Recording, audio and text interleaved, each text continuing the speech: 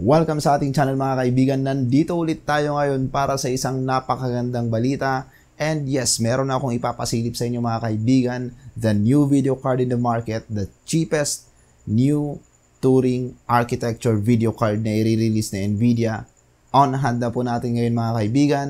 And of course, some leak and some mga information inside ng mga kausap natin of the new processor that will compete in the bang for the buck market.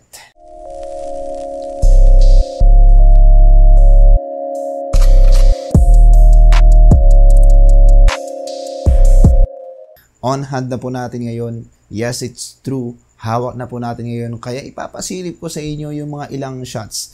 This is because, ayun nga po, due to some non-disclosure agreement, we cannot show benchmark. And then, actually, I tried sana na gawin kanina since some of the big tech channels haven't done it yet. Pero, ayun nga, talagang hindi talaga possible kasi when I went to the website ng Nvidia, ayun.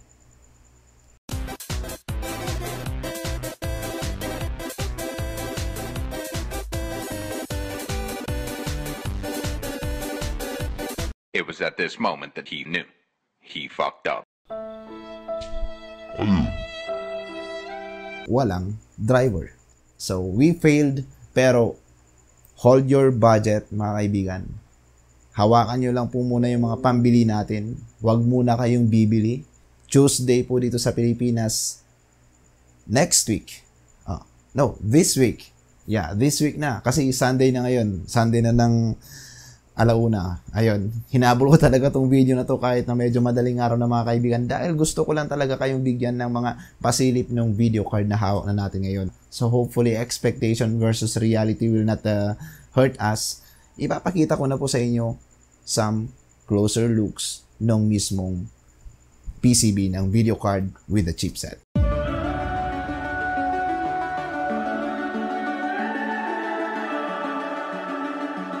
The summer's calling.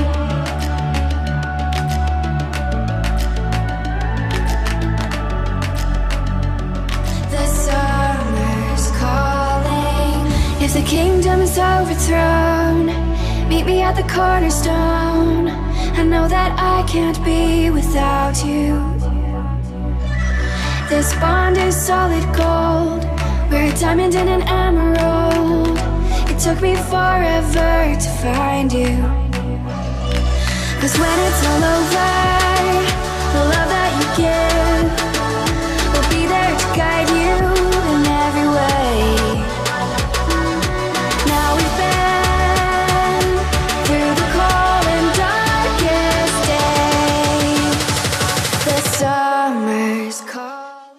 So ayan po mga kaibigan, nakita nyo na po. And I also showed you the graph nung benchmark niya in terms of spec sheet comparing to GTX 1060 and GTX 1050 Ti and GTX 1660 since it will be a good comparison with those video cards dahil nasa GDDR5 memory type din sila. Pero in terms of architecture, medyo mas upgraded nga lang itong GTX 1650. Even yung GTX 1060 comes at a higher numbers in terms of spec sheet, lalo na sa base clock at saka sa CUDA cores count. I doubt na it will be a better video card compared sa GTX 1060. At the same time, it doesn't comes with these heat pipes. So that thing alone, na wala siyang heat pipes, it's running at 75 watts. This is really the successor of GTX 1050 Ti, pero it is not guaranteed to beat the GTX 1060. So hopefully yung pagiging new architecture video card niya will add or will help the video card to be at least on par with the GTX 1060. Pero I doubt the 12 nanometer FinFET architecture is I think not enough for the upgrade. Kasi nga it comes still with a lower CUDA cores count and then base clock frequency. So, yun lang po yung masasabi ko as of now mga kaibigan. And then, in terms of power phases, talagang pang entry level lang din siya. Though, ang hawak lang po natin mga kaibigan is just the base model ng GTX 1650.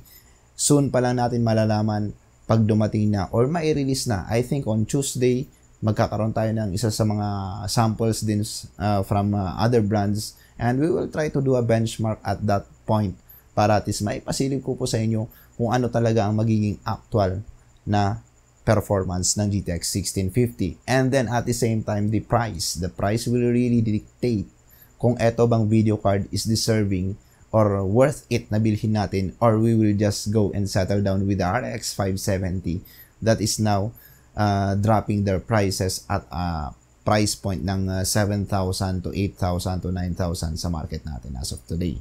Alright, so yan lang po yung masasabi kong balita. And yes, i3-9100 is coming. May rumor na po tayo, may balita na po tayo. Actually, it's not just a chismis. Talagang meron na po tayong balita, and hopefully, it will not be delayed. Kasi ang base lang sa balita na nasagap natin or nakuha natin mga kaibigan is wala po siyang integrated graphics. Pero I think medyo yun yung magiging downside niya. Pero on the other side naman is siguro magiging okay lang as long as the performance will also be as good as the previous generation of i5 kahit pa paano man lang. Or it can handle or hindi niya iba-bottleneck yung mga higher video cards up to RTX 2060, so that it will also be a good choice in terms for the bang for the buck builds. Okay, so yan lang po yung ibabalita ko sa inyo mga kaibigan. Hopefully nagustuhan nyo po kahit na medyo bitin po tayo.